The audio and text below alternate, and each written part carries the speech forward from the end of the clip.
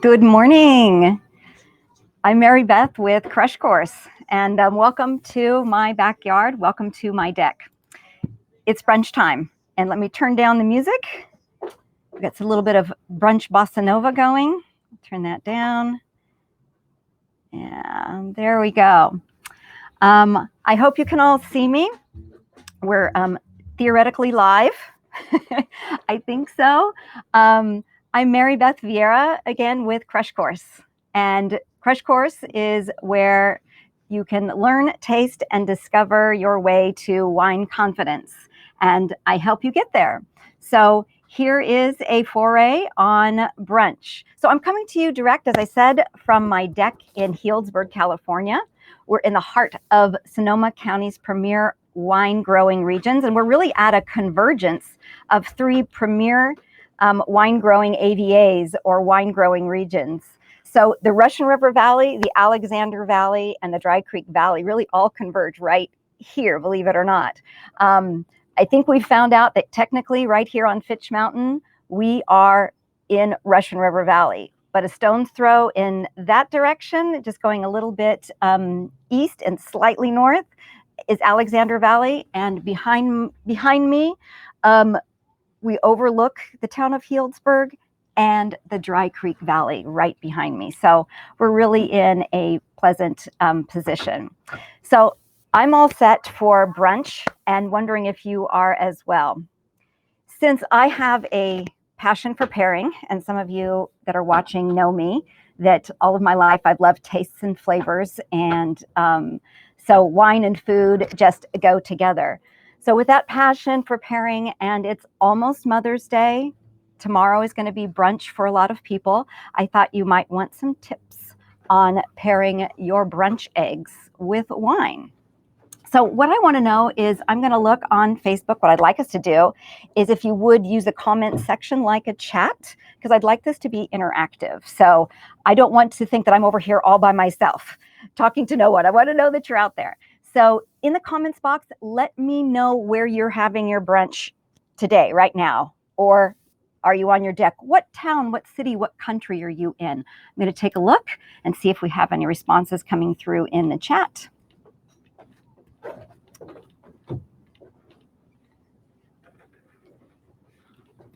And I thought I was live. I'm not seeing my chat right now. Hopefully I am live. Oh, okay. I'm being told I am live, so that's good. It's not coming up for me. I'm going to bring this over. Excuse me 1 second. I'm going to see if I can see in the chat. Oh, silly, silly.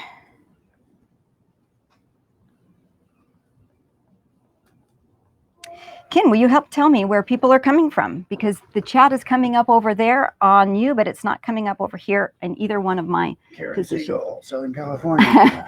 Southern California. Yay. Folsom. Healdsburg. San Diego. Hi, Linda. Hi, Vicki in Santa Rosa.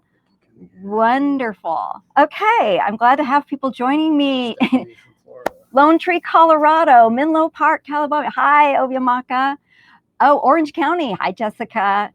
Oklahoma. Right on. Cut off that hike short for us over here. Okay. So let's continue. We're going to use that chat. I'm going to ask you a couple of questions in a minute. But let's get going to, why are we even talking about eggs and wine? So with this shelter in place, I know people are drinking a lot of extra wine out there and cocktails. At least that's what I'm hearing. But I thought maybe you might enjoy a little chance to learn a little bit about the wine you're drinking while you're doing it. Okay, so whether you are going to be celebrating Mother's Day, some of us are still sheltering in place across the United States. So whether you're a mom, you're going to be with your mom or your grandmom or your mom-in-law, let's enjoy the brunch with some wine. All right, so I'm going to take a poll and I'm going to look at the comments again. What is your favorite brunch or breakfast beverage? Your favorite brunch or breakfast beverage? Oh, I see Alan Maria in Seattle. and Lincoln, California. Nice. Oakhurst. Okay, there's a delay here by, I think, a good 15 seconds. So I'll be waiting just a second here to see if we can get some answers on your favorite mimosa. Of course, classic cocktails. Right. I'm with you on that one, Thea. I'm here representing wine today, but yeah, a matcha latte. Champagne. Ooh, I think we might be talking about that today. Bubbles. Mimosas get very popular, of course, mimosa. And we're going to talk about why mimosa is popular, because it works. So why does it work? All right. So we're going to talk about eggs. So what is this challenge with eggs and wine pairing? Well, similar to artichokes and asparagus, it is known in the wine world and in the food world that there's a little bit of a clash there, and it can cause some problems. But I'm here to tell you that it's not a big problem. We're going to help you out on this, because just look at the French. They eat omelets for lunch and dinner and brunch all day, and guess what they do? They drink wine when they have their omelet. So I think that they're onto something. So let's follow them. So why is it a challenge? Why are eggs a challenge? Well, it's that rich egg yolk that coats the palate. So it kind of sticks around for a while. But beyond just coating the palate, it has these sulfur compounds in the egg yolk that, once it connects to wine, can make some wines, taste metallic. Now, if you think that doesn't sound good, a metallic flavor in your wine, I agree with you. If you haven't tried it, it's not a pleasant combination. And by the way, I always say in the wine business, when you're learning, you should try the bad things also, so that you can prove to yourself what doesn't work. But really, it's only some wines that interact with those sulfur compounds to get this metallic taste. And those are wines that have noticeable tannins. So tannins are those mouth drying components that come from the skins and seeds of the grapes, right? And they also come from oak. So guess what? All we have to do is make sure that we avoid reds or big reds that have a lot of tannins in it. So let's just move many or most reds off to the side. Then wines that have a lot of oak, and that could be your oaked Chardonnay. That interaction, oak is a tannin, and it will interact with the yolks and the sulfur in there and create that metallic flavor. So oaked wines or heavily oaked wines are out. All right, but there's a world of wines that are left over for us to enjoy with our eggs. So many, many wines in the world will pair beautifully. So if you get rid of the oaked wines and most of the reds, what are we left with? Let's go for light and refreshing wines. We get light, crisp, fruity whites, ones that really have no oak. Light, fruity reds, yum, will also go with some egg dishes, and we'll talk about which ones, and rosés. So light and fruity, and wines with acidity. We want acidity to cleanse our palate of those yolks that stick around. And the other magic that can cleanse the palate are bubbles. So we're going to be talking about now for the rest of the morning, light and fruity wines with no oak, acidity, and bubbles. All right. So we're looking for balance. Now here's where that mimosa idea comes in. Why do people love mimosas with their breakfast? Probably you're having eggs, and we've got bubbles, and we've got high acid that already comes in with the champagne or the prosecco that you're drinking, and you've just upped the ante with more mouth palate cleansing orange juice or grapefruit juice. And now you've got the little extra flavor in there that contrasts and lifts and brightens your palate. So you're definitely onto something, and we can do the same tricks and magic with wine. So, though in food and wine pairing, a popular choice is to complement or mirror textures and flavors between the food and the wine. Therefore, rich foods, you get a rich wine, right? Those are complementary pairings, and we can do that. But I'm going to suggest that for eggs, for egg dishes, we do the opposite. So there's two ways we can go. We can go mirroring pairing or contrasting pairings. And what I'm going to suggest with egg dishes is that we stay with the contrast. So we've got rich egg dishes, and we want to contrast with bright, light, refreshing, higher acid, crisp, or bubbly wines, okay? Because what's going to do is it's going to cleanse the palate and refresh your palate, so you want to keep coming back for another bite and another bite and another bite. All right. Another thing you want to keep in mind is that though eggs are rich on the mouth, they're very delicate flavor-wise. So that's another reason why we want to go with a more lightly flavored wine that doesn't have its own a ton of flavor impact, because you want to notice those delicious eggy flavors. So we're going to do contrast pairing, creamy, rich eggs to light and bright, acidity to balance the bite and cleanse the palate. One other thing I'm going to tell you ahead of time before we actually start with our 5 suggested pairings is that think about eggs. Eggs aren't always the dominant ingredient. So when we do food and wine pairing, those of us in the business, chefs, people in the wine business, know that some foods are just carriers for other ingredients. So think pasta. We don't pair to pasta. That's just a carrier ingredient. We pair to what you put on top of the pasta.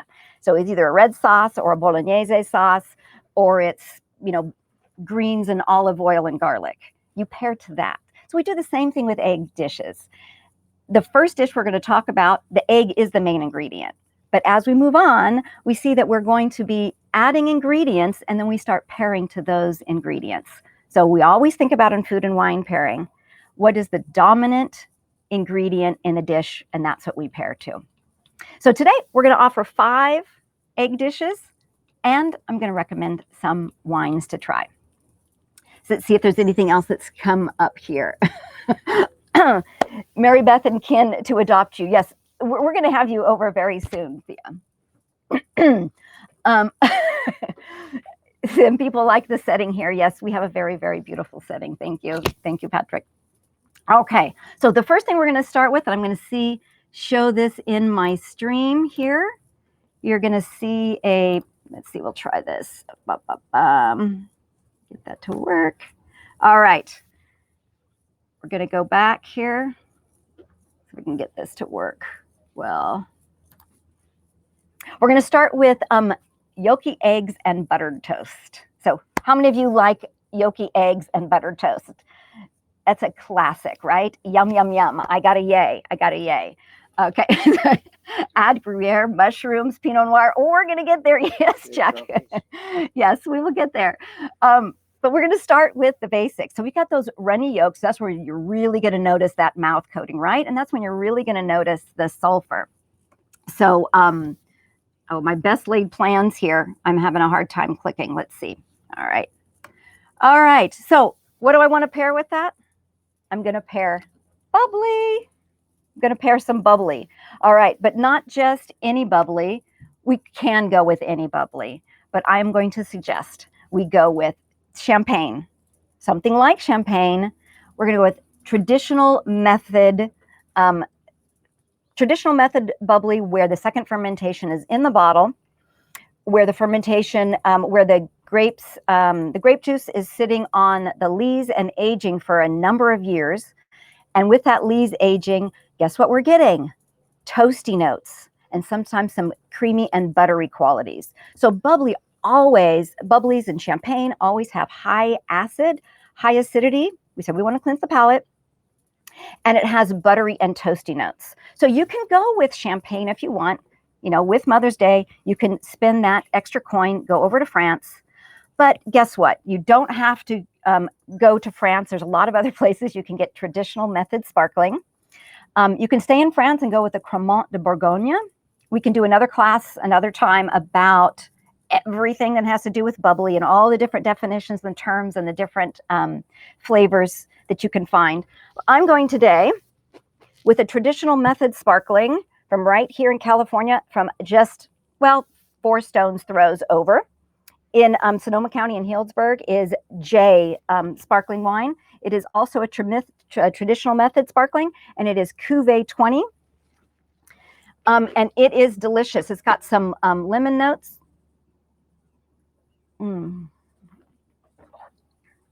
Sorry, I'm enjoying this. This is delicious. Ken, you enjoying it too? Cheers. Where did your glass go? Okay, so some traditional method sparkling is going to go fantastic with your eggs. Okay, and J Rosé is gorgeous. You know, Thea, I've got several bottles of the rosé in my cellar as well. In fact, I was searching for this. Cava is another one, absolutely. So if you want to go to Spain, you can also go to Cava. And if you want to go to Italy, Franciacorta. Franciacorta is another traditional method sparkling that's absolutely gorgeous. If we want to say, okay, we don't need the bubbles, you don't absolutely need the bubbles, but you can get some of those components from the Lees aging and the Chardonnay grape while still maintaining high acidity, let's go to Chablis. And I've got a Chablis here, the Petit Chablis right here. To show you, that's one way we can go. So you can keep the crisp notes there, no oak in that. And then following in that tradition of Chablis here in the United States and California, especially on the North Coast, a lot of coastal iterations of unoaked Chardonnay. So just look for an unoaked Chardonnay. They'll have a lot of minerality and crispness to cleanse the palate, while at the same time might have some of those surly aging notes. So might take a look at the winemaker notes to see if it has been aged on the lees or surly aging. Okay, any comments or questions on, oh, Oliver says hi. Hi, Ashley. Hi, Oliver. Oh, he's so cute.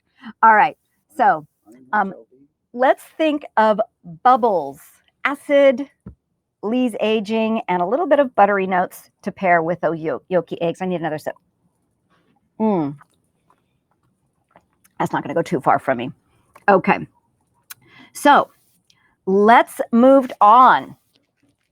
We're now going to talk about eggs in the style of an omelet or scrambled eggs. And think of it with herbs, okay? An herb omelet. He can stay out here. That's all right. And I am going to show you. Hopefully this doesn't fall. This is what Ken made me this morning. Okay? Can you actually see it? So we've got some herby scrambled eggs here. So lots of herbs mixed in. And we're going to also talk about, there we go. We're going to also talk about goat cheese. All right. So I already want, does anybody have any ideas about what you would pair with an omelet that has herbs and greens in the eggs and add a little goat cheese and salad on the side? Okay. So remember we said that eggs can be a carrier. Right now in this dish, eggs are a carrier with herbs and greens, and if you've got it around, some goat cheese. What do you think? Okay. You've nailed it. I got Vino Verde. Oh, I'm not going to show you yet. Oh, Vino Verde is a really good thought there. Yep. I am going to go big. I'm going to go big or go home. Okay, so one of the wine pairing principle is that you match flavor impact to flavor impact. So when we have foods that have a lot of flavor, you want to choose a wine that can stand up to that flavor and vice versa. The reason being is one can outmatch the other and clobber it. So you can't even notice it. So we've got a lot of flavor going on with the greens in there and with the goat cheese. So you may, if you have a wine that's far too delicate, you may not notice it. But something else we do is it's interesting to look at the ingredients in your food and see if you can find a bridge ingredient to the wine. So is there a flavor note in your wine, or is there a wine that has a flavor that can connect like a bridge to your food? Sauvignon Blanc is one of those wines that is full of green notes. Now, full of is saying too much, but Sauvignon Blanc can taste different around the world. But one thing that it does have in common, no matter where you get a Sauvignon Blanc, is Sauvignon Blanc always has something citrus and something green. And that green can be cut grass, dried herbs, or it can be jalapeno pepper.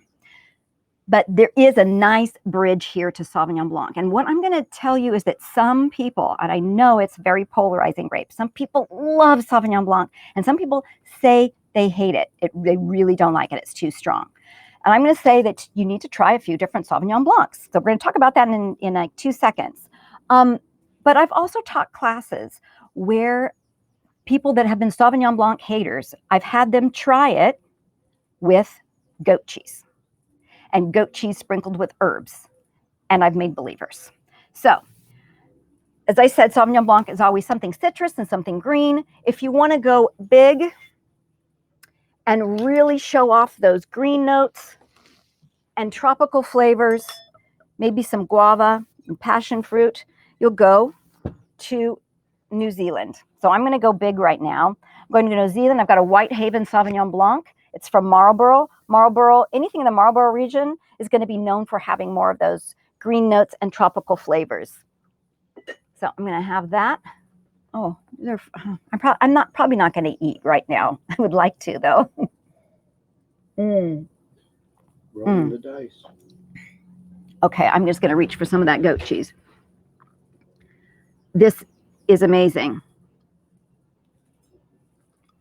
There is real flavor impact in this wine. Just got a bite of the goat cheese. It's oh my gosh. By the way, it is herbed goat cheese. Okay, so I'm just doubling down and bringing it all together. But if you don't want that much flavor, and I dare you to try it, even if you say that you're not a Sauvignon Blanc fan. But you can also go with a Sancerre. So you can go over to France and go, Vicky said that also. You can go with the Sancerre, and Sancerre is going to be, definitely it's not going to have the tropical notes. It's going to be more lemon and more, a little more grassy notes. It's going to be more grassy, and it's going to be very mineral. When I tasted this one this morning, this is from Le Baron and from Henri Bourgeois.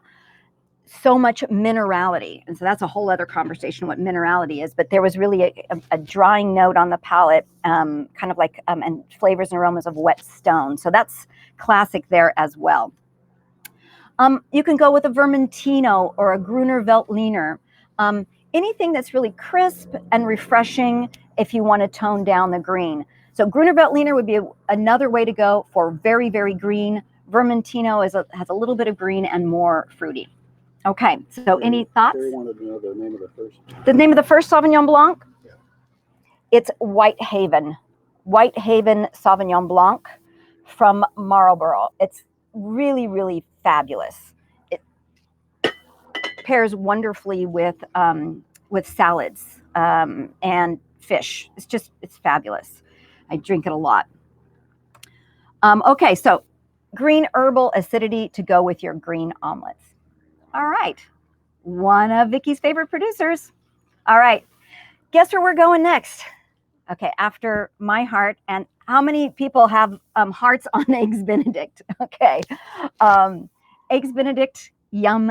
Okay, so what are we looking at with Eggs Benedict? Oops, I really didn't want to show you that yet. I wanted to ask you first. What do you like to have with your Eggs Benedict? Okay, so what are we doing here with the Eggs Benedict? We are now getting, if we just go back to that first eggy yolk dish where the egg was the main ingredient, what are we doing now? Now we're adding a hollandaise sauce that's got more egg in it and lemon, and it's very creamy. So you're adding extra creamy richness, but you're adding some acidity from the lemon and bright tartness in that dish as well. And you're adding ham. And what does ham add? Ham adds salty notes, right? And it makes it a little bit heavier. But we're going to play with the lemon in the hollandaise sauce, the extra creaminess, so we're getting more flavor and the saltiness there. What I want to do is I want to pair with contrasting flavors. Think of salty, think of tart, think of fruity, and where are we going to go? I'm going to go to Riesling for you today. So what does a Riesling have? Riesling, oh, let's bring a Riesling. Where is my Riesling? I'll get this in a second. I'll show you in a second what I've got. I'm going to say let's maybe even go with an off-dry Riesling. You can go for the pure dry Riesling if you like, but let's go with the pleasure of an off-dry Riesling, which means it's going to have a little bit of sweetness in it. Yay. Why? Think of salty and sweet. All right, so we've got the salty from the ham, and we've got kind of a little bit of sweet coming from a little bit of residual sugar in an off-dry Riesling. But even if you go with a dry Riesling, Rieslings are known for being fruity, very high acid, and floral aromatics, and flavor impact. So we've upped the flavors in by adding ingredients to the eggs Benedict. We have added the fruit from the Riesling to balance the saltiness. We've added a little bit of sugar to balance the saltiness from the ham, and then we've got high acidity. No matter how sweet pretty much that Riesling is, you're still going to have really, really high acid to cleanse the palate. So what can you do? There's my mouse. If you go to Germany and if you want to stay with off-dry, you're going to look for a Spatlese on the label, or Halbtrocken. Halbtrocken means it's half sweet, and Spatlese means late harvest, but this is not a sweet wine. Or we can go to Oregon, which is what I did today. Today I went with Pinner Ash Willamette Valley Riesling out of Oregon, and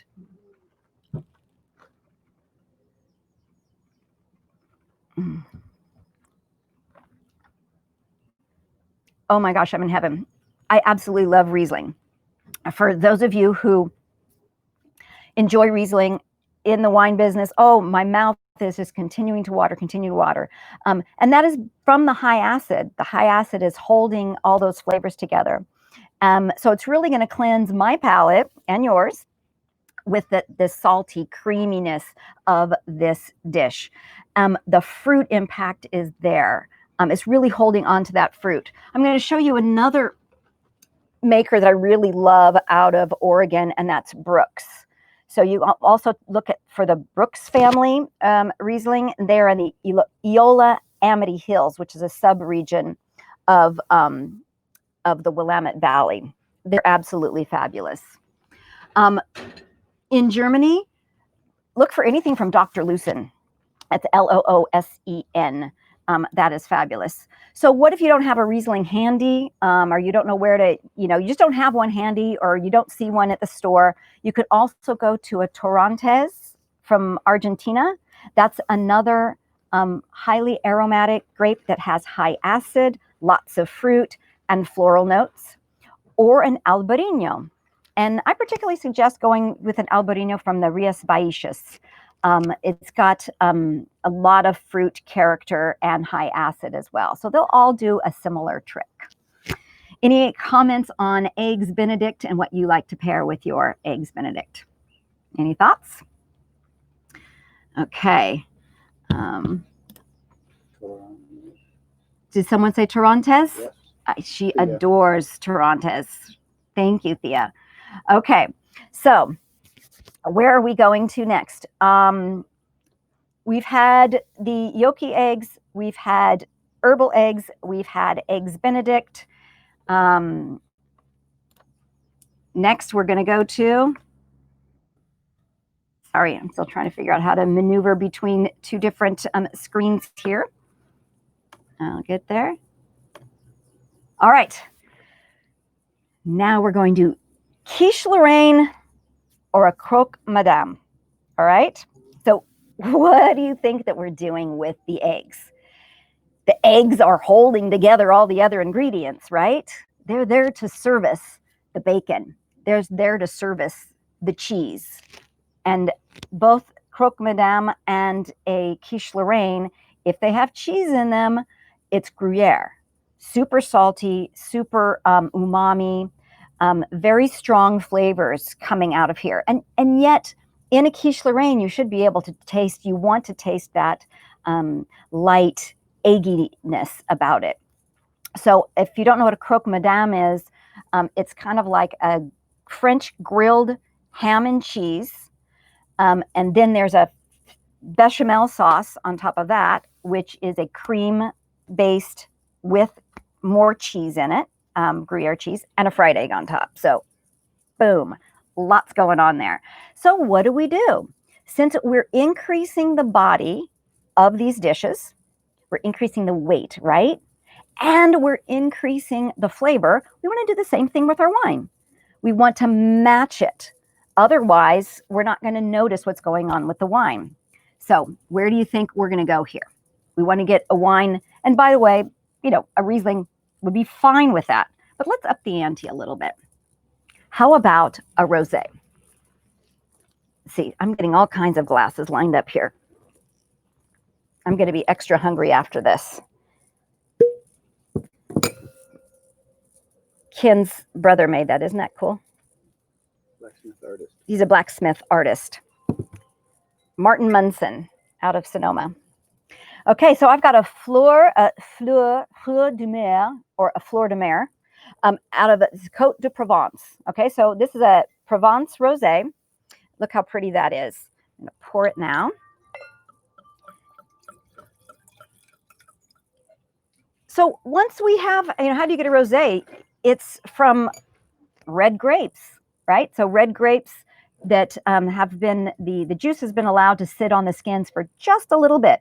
If the juice sits on the skin for a long time, we create a red wine. If it's just for a short period of time fermenting on the skins, then we get a rosé. So with a rosé, we're adding just a little bit of extra flavor from red grapes. Traditionally in Provence, you're going to find Grenache as the lead grape, or Syrah, or Mourvedre, or all three together.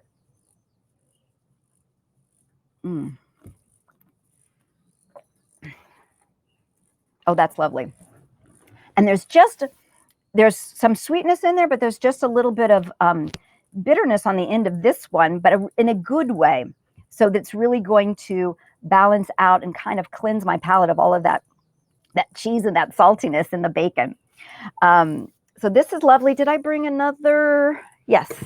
Okay, so I'm going to show you another rosé that I have, because we can go, yes, with coastal California. So California North Coast has just some beautiful rosés coming out. Red Car is one here. This is rosé of Pinot Noir.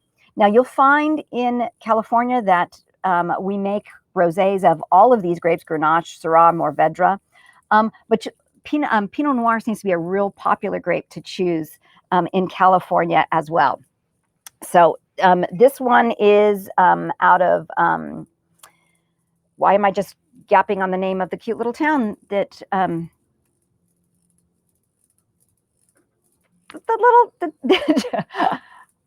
thinking of the tasting room. Somebody tell me where their tasting room is. Town just down the road here. And here's another one out of Sonoma County, Angels and Cowboys. And take a look at the color there. So with rosé, you can have a range of super, super light touch where you can barely see the color in this Angels and Cowboys Sonoma County rosé, to the Côte de Provence a little bit more, and then to that Red Car that has even more. Grayton, thank you. I was trying to find the. Thank you, Thea. Just a mind freeze right here. Russell's asking about budget-friendly orange wines. Budget-friendly orange wines. Okay, I think that's going to have to be a separate one that we'll talk about on another class, or I will send it to you. Because orange wines themselves are a little bit harder to find, and budget-friendly, yeah, because they age longer. They've been spending longer time on the skins, allowing a little bit of air in there. So we'll talk about that. Happy to share with you. Other places that you can go, I almost put this wine at the top of my list. Go to Italy. And you don't have to go to Italy. You can go to the Italy aisle and get a Lambrusco di Sorbara. A Lambrusco di Sorbara, what are we doing here? Light fruit, bright fruit like strawberries, raspberries, and it has high acid, and it's got a super pretty color, but importantly, it's got bubbles. It has bubbles. And don't think about the Lambrusco that maybe when you were a kid and your parents let you get a sip. It's not all Riuniti that's super sweet. In fact, the majority of it is not sweet. It's nice and dry and fruity. And I lived in Italy for 5 years, and I lived in the region where Lambrusco comes from, in the Emilia-Romagna, between Modena and Reggio Emilia. And in that region, you drink Lambrusco with everything. And especially Lambrusco di Sorbara is one of the lightest ones. And it's amazing. It's magical with salumi, with any kind of salami and ham and mortadella and cheese. So if you just have a cheese plate and a meat plate with salumi, get a Lambrusco. It really cleanses and brightens up the palate. It's a great balance. So with all of that meat and that cheese in these dishes, it's fantastic. I didn't have a Lambrusco in my house, and I took a quick run, my every 2 weeks grocery shopping, and I couldn't find one yesterday. So, but I did find a Gamay. So if you want to go to France, you can go with a Gamay. And so the region where Gamay is grown, one of the most famous regions where that you may know it is Beaujolais, which is just south of Burgundy. And here's a Beaujolais villages. And this Georges Duboeuf is a name of a producer that you could definitely look for. You always know that you'll get quality with that wine. So that's a nice, lighter styled, very fruity red wine. Anytime you get a Gamay, chances are it's going to be light and fruity, and it could even be almost bubblegum candy-like, which would be excellent. All right. Any other comments on Quiche Lorraine? Okay. So we went bigger and bigger and bigger with flavor. But I would be remiss at brunch to not talk about. Oh, I'm sorry. One more thing I wanted to say. I forgot about this on the Quiche Lorraine and the Croque Madame. We're going with flavor intensity, acidity, and I'm sorry, but I like to pair the pink ham, the pink bacon with a pink wine. And it's not just because it looks good, but there is something that just naturally goes together. The saltiness, and the pink flavors just seem to marry in my mind. All right, so we've got to move to sweet, right? Brunch, you always, if you're like me, it's a constant battle. Oh, am I going to go with sweet or savory? Sweet or savory, because I want them both.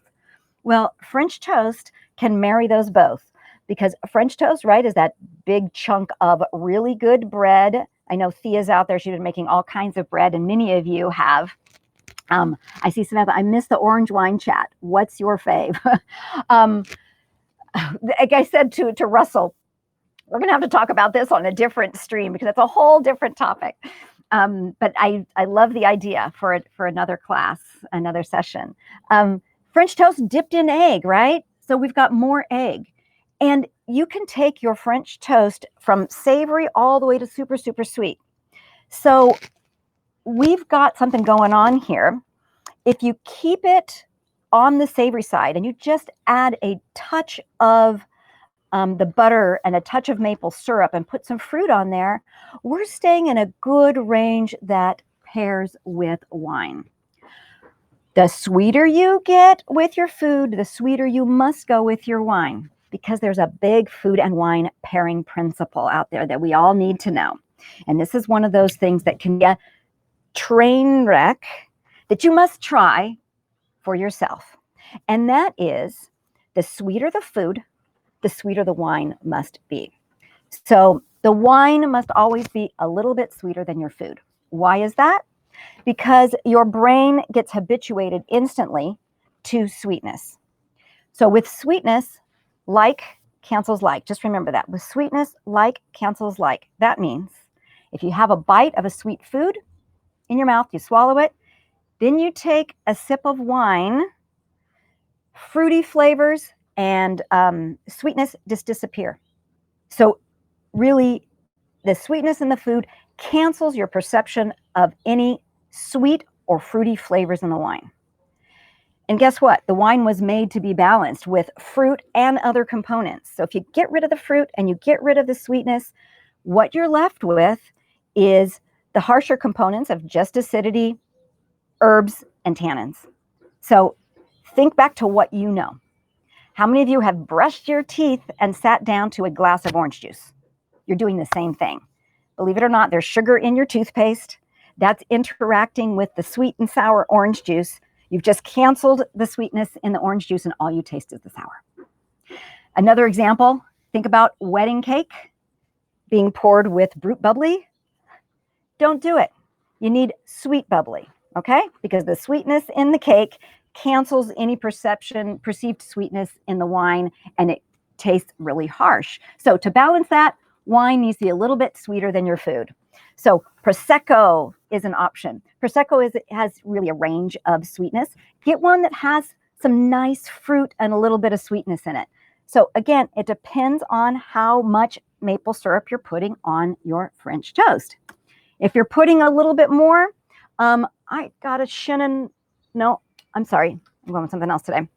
I do have a Chenin Blanc over here today, so you can look for a Vouvray. Here in Sonoma, we have in Healdsburg, we have Dry Creek Vineyards, makes a beautiful Chenin Blanc. They make it on the dry style though. I think you want one with a little bit of sweetness. A Vouvray would be fabulous, or if you start going even sweeter, let's go with a Moscato d'Asti. Moscato is a grape that has, now take that Riesling and up the ante with floral characters and really, really powerful fruit notes. Do I have another glass? Here, we're going to go big with this one. I have, I didn't find a Moscato d'Asti in the store, but I got a Moscato di Pavia, the next region over. It's not from the Piemonte, but it's just a few kilometers over the border. And this one is definitely, see, it's got light bubbles in it. So we've got bubbles. Moscato d'Asti, it is known not just for the sweetness, but for the acidity. So that's why all of these, the Prosecco, the Chenin Blanc, the Moscato d'Asti, I want you to cleanse your palate. So I want you to up the sweetness, up the fruit, but keep the acid there. Oh my gosh, this is so perfectly beautiful. It's got, there's like honeysuckle in this and mandarin orange. There's definitely some mandarin orange going on here. Oh my gosh. Anyway, this is wonderful. Now, if you go super, super sweet, I wouldn't go to a super sweet heavy wine. I forgot to bring it out here. I have a bottle chilling of Lillet Blanc. Go with an aperitif. That's upping the alcohol, put it over ice, put a little orange rind on there. Lillet Blanc is another way to go, and it has some pronounced sweetness as well. Name of the Moscato label. Okay. It's called Centori. With the CE, it's pronounced Ch. So Centori, and it's Moscato di Pavia, Pavia. And I actually found this. I think this is the one. I found it at Big John's here. And it's an IGA, IGT, Moscato Centori. IGT means? Indicazione geografica tipica. So it's typical of the region of Pavia. So, all right. All right, so depending on how sweet your French toast is, that's how sweet you want to go. You want to go a little bit sweeter with the wine. Touch of sweetness and keep that acidity. All right, so back to, let's see, we'll hide that. So any questions on the 5 pairings? Any brunch food or dishes that I didn't mention? I know there's a little bit of a delay here. One thing I want to mention is that more that you start adding ingredients, you can go bigger with your wine now. So let's say you want to have a big breakfast burrito, or you're going to go with huevos rancheros. Right now, it's becoming about the rancheros and not about the huevos. The more things you put in that sausage sandwich with cheese and everything, guess what? At that point, you can start going with a light-bodied red wine. Go with a garnacha. Go with a Tempranillo wine, something that marries well with those flavors. So where are we coming at? Hi, Michael. Is that you have a lot of freedom. All you need to do with your egg dishes is stay away from big reds, stay away from most reds because they have more tannins in them, stay away from oaked whites, but you have a world of wines still available to you.